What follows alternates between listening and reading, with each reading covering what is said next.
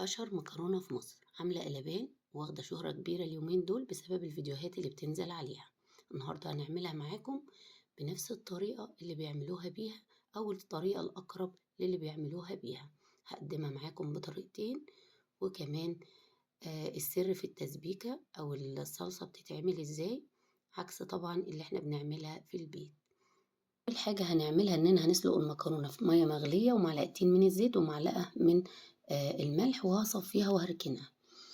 تاني حاجة حلة على النار هحط فيها 3 معالق من الزيت، وهحط فيها بصلة مبشورة وهكرملها بالشكل ده، لون ذهبي مايل للبني.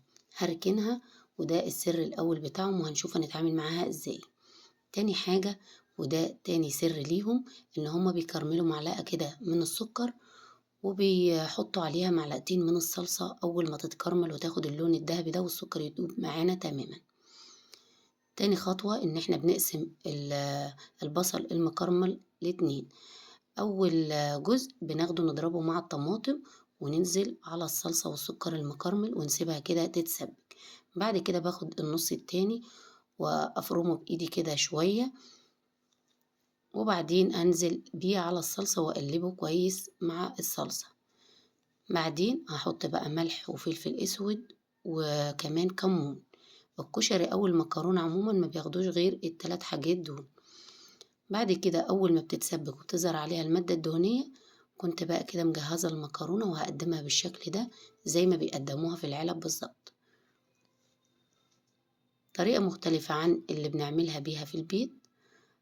طبعا الطعم مختلف، عجبتني وعجبت الولاد، طعمها حلو جدا، وكمان انا اول مره اجربها وعجبتني. وهنا بقى المكرونة زي ما انتوا شايفين معلقتين الزيت خلوها مفلفلة ومش متعجنة معايا خالص.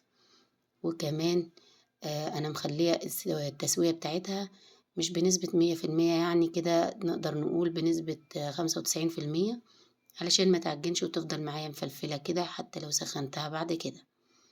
قدمتها بقى بالطريقة التانية دي، ان انا جبت بقية المكرونة وحطيتها مع بقية الصلصة في الحلة وقلبتها على النار حوالي دقيقة كده، وبعدين قدمتها بالشكل اللي انتوا شايفينه ده. الطبق بقى اللي على جنب ده كنت شايلة حبة من الصلصة وضفت لها معلقتين من الشطة للي حابب ياكلها مشطشطة. اتمنى يكون نال اعجابكم، متنسوناش بقى بلايك ومتابعة لو اول مرة تدخلوا على القناة، والسلام عليكم ورحمة الله وبركاته.